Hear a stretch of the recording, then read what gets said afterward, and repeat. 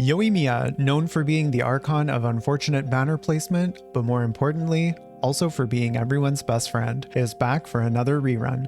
But on top of that, she's actually a strong pyro DPS with flexible team comps, accessible weapon choices, and a really easy playstyle. Before I get started, if you're interested in videos like this, please hit like and subscribe as it really helps me out. And with that said, let's talk about Yoimiya.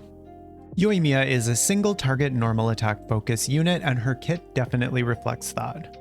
Her normal attack string, which makes up the vast majority of her damage, consists of a 5-hit combo that does 7 instances of damage, with her first and fourth attacks hitting twice. Her third and fifth hits have the highest multipliers, which, with the breakup of her attacks and the way ICD works, is advantageous for reactions, since the first, third, and fifth hit will apply pyro, therefore being the hits that will also cause a reaction, like Vaporize. The catch here being that the attack string cannot be interrupted or you risk vaporizing the wrong hits, which can negatively affect your damage. This means you can't get hit or dodge mid-combo, so generally you want to run Yoimiya with a shielder or someone who has interruption resistance, but I'll talk about that more in the team section. Her skill itself doesn't do any damage, but infuses her normal attacks with pyro and adds a damage bonus to them for 10 seconds with an 18-second cooldown. The increase in the damage bonus with each level of her skill isn't a huge jump, so although it's still important to level her skill, leveling her normal attacks is a much higher priority.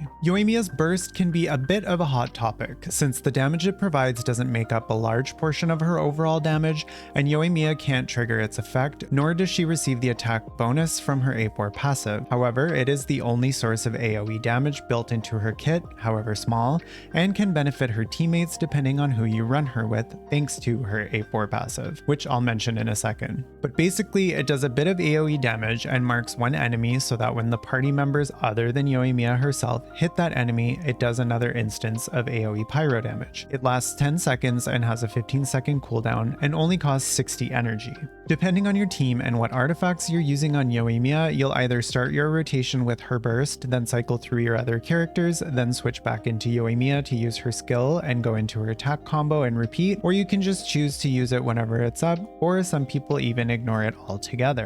Her first Ascension passive gives her a 2% pyro damage bonus on hit while under the effect of her skill, stacking up to 10 times. And her A4 passive gives her teammates, but not herself, a 10% attack buff, which can increase to 20% when she has max stacks of her A1 passive when her burst is active. So it's a nice bonus when you're running her with teammates who can make use of the buff like Xingqiu and Beidou, but the value falls off for units like Shieldbot Zhongli and Yelan. Depending on your build, team comp, and rotation, you'll only be using Yoimiya's burst every other rotation, every 3 or 4 rotations, or not at all, so again the value of this passive will vary. Her leveling priority is pretty simple. She ascends with crit rate, so get her to at least level 80 out of 90 to maximize her ascension stat, then prioritize leveling her normal attacks first and foremost, followed by her skill, then her burst as last priority. Yoimiya is complete at C0 and her constellations are, like just about every other limited 5-star, unnecessary. Although some of her constellations can give her some damage increases, they are not game-breaking and generally not worth going for. C1 extends the duration of her burst by 4 seconds, and when an enemy marked by it is defeated, Yoimiya gets a 20% attack increase. Sounds good on paper, but since her burst doesn't contribute very much damage in the first place, if you're using it at all, this is pretty negligible. As well, the attack buff sounds nice, but keep in mind that the more external attack buffs you're getting through things like Noblesse and or if you're running Bennett in the team, the more diluted this buff gets and the less effective it becomes. C2 gives Yoimiya a 25% pyro damage bonus for 6 seconds anytime her pyro damage scores a crit hit. This also applies to the explosions from her burst triggered by her teammates when Yoimiya is not on the field. Since Yoimiya wants to build high crit rate anyway, you'll essentially always have this buff. The extra damage is nice, but comes at the cost of 3 copies of Yoimiya, so its worth is up to you and your wallet. C3 and 5 give 3 additional levels to her skill and burst respectively, and since the damage gain from these levels isn't that great, both are pretty low value. C4 lowers the cooldown of her skill by 1.2 seconds whenever her burst triggers an explosion. You'll almost never run into a case where you're restricted by the cooldown of her skill, except maybe in co-op, but otherwise this constellation is mostly useless, especially for being one of her later ones. And finally, C6 grants her normal attacks a 50% chance to fire off an additional arrow during her skill. The additional arrow deals 60% of the original arrow's damage and counts as normal attack damage. The damage increase from this constellation can vary depending on what team you're running. Since the additional arrow shares ICD with the rest of her normal attacks, if you're running a Vaporize comp, it can change which hits vape. However, the additional damage is high enough that it will still result in a damage increase, just not as much of an overall increase as if you were running a pure pyro team. The additional arrow also benefits from Yunjin's buff if you're running her. Altogether, this constellation can result in a 20 to 30% damage increase depending on the team, but again, whether you want to go all the way to C6 just for it is up to you. Now let's talk about artifacts. Yoimiya's best set for both reaction and non-reaction teams is generally going to be 4-piece Shiminawa. She benefits from the 18% attack from the 2-piece, and since most of her damage comes from her normal attacks, the 50% normal attack damage bonus is huge for her. The 10-second duration also lines up perfectly with the duration of her skill. It does cost 15 energy to trigger the effect, but since you're not going to be using her burst every rotation anyway, this isn't really a problem. Just be sure that if you're opening with her burst, that her teammates can generate enough particles for her to replenish at least the 15 energy by the time you cycle back to her. While having the odd ER roll on her artifacts can help with this, don't purposely build ER on her for this purpose. If you can't get 15 energy back in one rotation, it's better to just skip her burst, since losing the buff from Shiminawa is a much bigger damage loss than not using her burst. For reaction teams specifically, the 4-piece Crimson Witch set is going to be her second best set in most cases and can be her best set in some cases. In Vaporized teams, generally Shiminawa can beat it out at equal substats, but in Overvape teams, with Xingqiu, Beidou, and Fischl for example, where all her teammates can benefit from her burst's attack buff, and Yoimiya can benefit from the 40% overload damage bonus from the set, Crimson Witch can result in higher overall damage, even though Yoimiya's personal damage might look lower than when using Shiminawa. Crimson Witch is less efficient to farm since Shiminawa is paired with Emblem, which is still one of the best sets in the game, and what you'll probably be using on some of her best supports like Xingqiu and Yelan. So farming for Shiminawa can be more resin efficient, but you can strongbox your bad pieces for Crimson Witch and use whichever set has the better substats.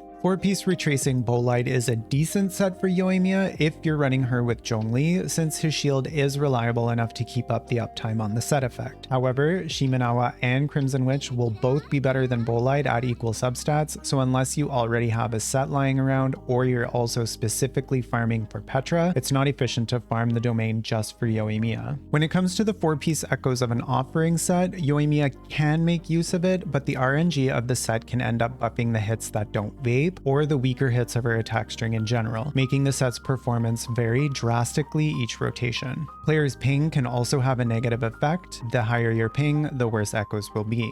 The set is also located in the same domain as Vermilion, which is pretty much only good on Xiao, so farming it can be inefficient. And both sets in the domain do have the 2-piece 18% attack buff, but in that case, you might as well just farm Shiminawa because at least then you're also getting emblem pieces. But if you want to have fun with echoes, by all means have fun with echoes. Just remember that other sets can outperform it and be more consistent. 2-piece combinations of attack, elemental mastery, and the Crimson Witch set can all be used if they have better substats than a full set, or if you're at lower AR and haven't started farming artifacts yet.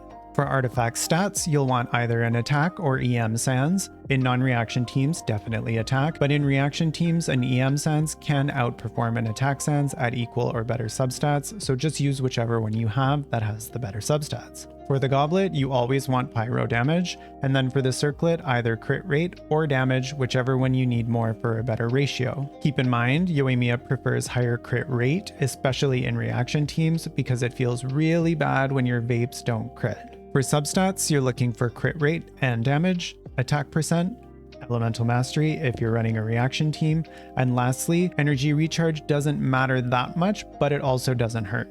And now for weapons. The good news is Yoimiya actually has quite a few options, including free-to-play friendly ones and one that actually might surprise you. Like most limited 5-stars, Yoimiya has a signature 5-star weapon, and that is Thundering Pulse. It is her best in slot since it caters to her kit. It has a crit damage main stat, which makes it easier to build around her crit ratio, and a stacking normal attack buff, which obviously benefits Yoimiya a lot. Her next best option is the 4-star bow, Rust, specifically at R4 or R5. R3 or lower will lose out to other weapons, but if you have it at least R4, with a good crit ratio, generally only Thundering Pulse is better. It has an attack main stat, so can be a bit harder to build around her crit ratio, but that extra attack means you can focus more on crit stats, and the normal attack buff it provides is massive. Aqua Simulacra is a great choice if you have it and don't have a high refined Rust, especially for its huge crit damage main stat, and if you're getting multiple external attack buffs like running Bennett on Noblesse. Polar Star can be decent if you have it and nothing else, but it's generally just a crit stat stick since you can only get a maximum of 3 stacks of the attack buff, and that's if you use her burst and a charged attack in your rotation. Yoimiya's best free-to-play weapon is actually the 3-star Slingshot at Refinement 5. Which you can get multiple copies of just from wishing. It has a crit main stat and the effect is procced by normal attacking. Don't let the low base attack from being a 3-star weapon fool you though. An R5 Slingshot can outperform a low refined Rust and can even outperform an R5 Rust if you're running both Bennett and Yunjin. The effect requires you to be close enough to the enemy for your hits to connect very quickly after being fired, but it's actually not too difficult to maintain, especially with a shielder. When it comes to team comps, there are actually a lot of options for Yoimiya, so I'm just going to give a few examples of some templates. For a vape team, you can run one or both of Xingqiu and Yelan with either Zhongli or Toma, or another shielder if you don't have them and really just want to play someone else. And then if you're only running one Hydro, a flex like Bennett, Yunjin, Albedo, or even a Nanimo unit like Kazuha or Sucrose. A mono Pyro team would have any combination of Bennett and or Yunjin, Kazuha, Zhongli, or Toma, or you could use Venti if you don't have Kazuha. Overvape and Overload teams can be both a lot of fun and make up for Yoimiya's own lack of AoE. An Overvape team could be something like Xingqiu, Fischl, and Beidou. Xingqiu can be swapped out for Yelan, or you can run both Hydros and just run Fischl. And then a pure Overload team would be something like Bennett, Fischl, and Beidou. And what about Yoimiya and Dendro? Well, of course you can run Yoimiya in a Dendro team. Something like a Yoimiya Burgeon team can be a lot of fun. Just be sure to have enough Hydro application to not proc burning and ruin your reactions. So something like Nahida, Xingqiu, and Yelan.